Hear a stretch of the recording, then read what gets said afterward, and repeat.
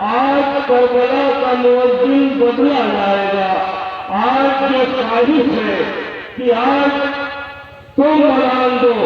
جناب علی اکبر نے ہاتھ جوڑ کر کہا بابا کس کی خواہش ہے؟ امام حسین نے کہا کہ ہماری بہنوں کی خواہش ہے کہ آج علی اکبر اذان دے۔ ہاتھوں گوارا نے امام مظلوم کربلا پھر ایک بار علی اکبر نے پوچھا بابا کس کی خواہش ہے؟ امام حسین نے کہا کہ ہماری بہنیں چاہتی ہے کہ آج علی اکبر اذان دیں گے۔ ہاتھوں گوارا نے امام مظلوم کربلا علی اکبر نے طلب کر کہا بابا ہماری اذان خیمے میں آپ کی بہنیں سنیں، لیکن ہمارے دل میں بھی یہ تمنا ہے کہ ایک بیمار بہن کو مدینے میں چھوڑ کر آیا ہو اور اس کو لینے کا وعدہ کیا تھا۔ بابا یہ ہماری تمنا ہے کہ خیمے میں آپ کی بہنیں ہماری اذان سنیں اور مدینے میں ہماری بیمار بہن سوگرا ہماری اذان کی آواز سنیں۔ امام حسین نے کہا کیا بیٹا ہاتھوں گوارو ادھر علی اکبر نے کہا اللہ اکبر۔ ادھر خیمے میں سیدانی آپ کے مسلح پہ بیٹھی تھی، دونوں ہاتھ قلم کرتے کرتے پردہ کی کربلا ایک بار جناب سکینہ اپنے بھیا سجاد کے پاس آتی اور آواز ہوتی بھیا سجاد ہماری آنکھوں سے کچھ دکھائی نہیں دے۔ بھیا سجاد ہم میں تیرا چہرہ کٹول سے چومتی ہوں، سجاد میں تیرا چہرہ کٹول سے چومتی ہوں۔ بھیا سجاد میری آنکھوں سے کچھ دکھائی نہیں دے رہا۔ ایک عالم دین نے سوال کیا کہ سکینہ کی آنکھوں سے دکھائی کیوں نہیں دے رہا تھا؟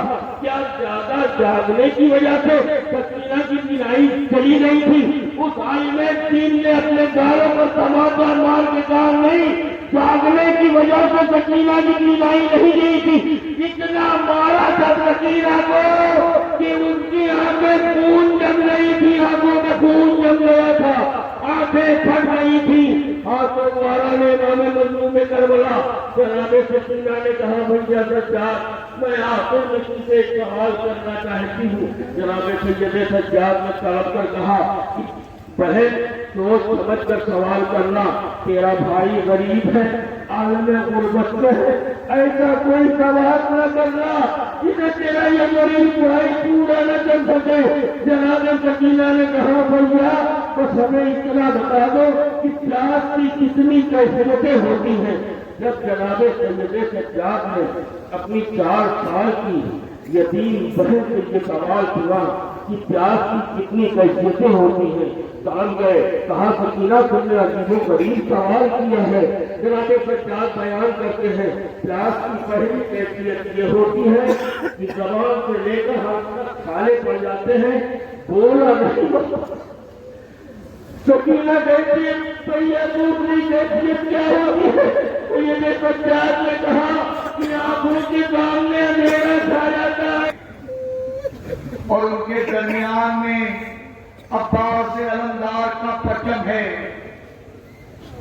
عباس نامور کے لہو سے دھلا ہوا بھی حسینیت کا ہے پرچم کھلا ہوا۔ اس پرچم پر خون علمدار کے چھٹے ہیں اور یہ پرچم اس موقع کو یاد دلا رہا ہے جب فرات کے کنارے سے اسے امام حسین لے کر پلٹے اور سکینہ نے بچوں سے کہا لو میرا چچا آ رہا ہے، پانی آ رہا ہے، پیاس کی مدت تمام ہو چکی، میں تو پہلے ہی کہہ رہی تھی کہ میرا چچا جائے گا تو پانی ضرور لائے گا، لیکن جب علم قریب آیا اور سکینہ نے خیمے کا پردہ اٹھایا کیا دیکھا؟ علم آیا ہے، علمدار نہیں آیا۔ دوڑ کر بابا کے قدم پڑ گئی، بابا میرا چچا کہاں ہے؟ چچا نے مجھ سے پانی کا وعدہ کیا تھا اور میرا چچا بے وفا نہیں ہے۔ حسین نے بچی کو کلیجے سے لگا لیا اور بولا سکینہ اب چچا کا انتظار نہ کرنا بیٹی، تمہارا چچا فرات کے کنارے سو گیا ہے، اب چچا واپس آنے والا نہیں ہے۔ بچی تڑپ گئی، فرات تڑپ کر کے آواز دی، چچا مجھے معلوم ہوتا کہ مشک پانی کے لیے آپ کی جان قربان ہو جائے گی تو سکینہ پیاسی مر جاتی، لیکن پانی کا نام نہ لیتی۔ چچا، ہائے میرے چچا، کہا تھا کسی طرف سے پتھر آ رہے تھے اور کسی طرف سے تیروں کی بساط تھی اور سوار کا یہ عالم تھا کہ پاؤں ہر بار رکابوں سے نکل جاتے تھے، پاؤں ہر بار رکابوں سے نکل جاتے تھے۔ یا علی کہتی تھی زینب تو سمجھ جاتے تھے۔ اور اسی موقع پر شہزادی کونین نے روتے ہوئے فرمایا، اے عرض کربلا، میرا بچہ ہے بے گناہ، اے دشت نینوا، میرا بچہ ہے بے گناہ، اے جہل اقما۔ جسے چلتے وقت امام حسین سارا گھر سو گئے تھے اور فرمایا تھا کہ بہن میری سکینہ سے ہوشیار رہنا، آپ نے بیمار کا خیال رکھنا، اور پھر کربلا سے شام تک ہر گام پر سب کے تحفظ کا فرض انجام دیتی رہی، اور ایک لمحے کے لیے بھی بھائی کی امانتوں سے غافل نہیں رہی۔ علی کی وہ شیرنی بیٹی جس نے کربلا میں پہاڑ کا کام اٹھائے ہیں، مگر آج یزید کی اپنی بنیادیں مسمار کر کے آ رہی ہیں، حق و صداقت کا پرچم بلند کر کے آ رہی ہیں، کوفہ و شام کی منزلیں سر کر کے آ رہی ہیں۔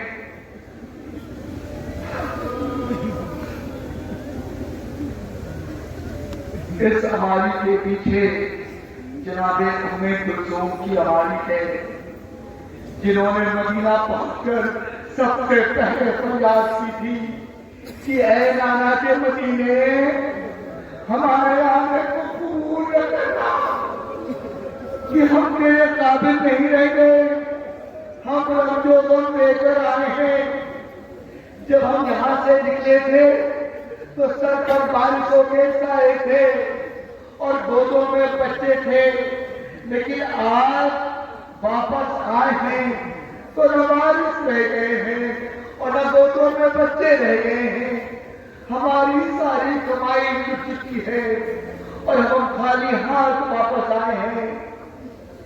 اب صرف اس بات کا انتظار ہے کہ ذرا موقع ملے تو نانا اور ماں کی قبر پر جا کر فریاد کریں کہ اماں ہم رک کر آئے ہیں، اماں آپ کا حسین کربلا کی خاک پر رہ گیا اور آپ کی بیٹیوں کو بے مقرر چادر پھیلایا گیا، اماں اگر نامحرموں کا مجمع ہوتا تو میں بازوؤں کے تیر بھی دکھا دیتی۔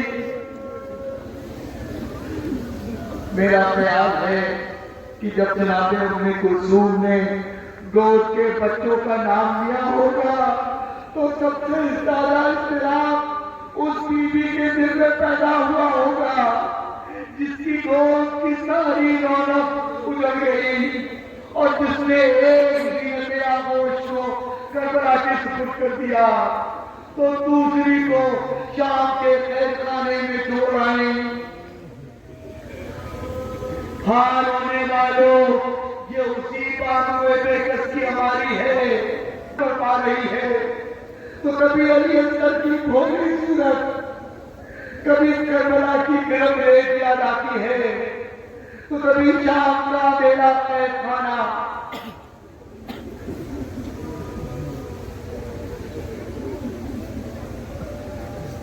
سب سے پیچھے حضرت فاطمہ زہرا کی کنیز فرزہ کی ہماری ہے، جو سارے قافلے کی نگرانی کا کام انجام دے رہی تھی اور جس نے شام غریبہ کے سناٹے میں تڑپ تڑپ کر فریاد کی تھی کہ خدایا کیا محبت کی حال یوں ہی پیاسی رہ جائے گی اور بچوں کو ایک قطرہ پانی بھی نہ ملے گا، جس پر قدرت نے پانی کا انتظام کر دیا تو جیسے ہی سکینہ کو جامع آپ ملا فوراً لے کر مقصد کی طرف دوڑ گئی اور آواز دی، بھیا سر کہاں ہو، لو پانی آ۔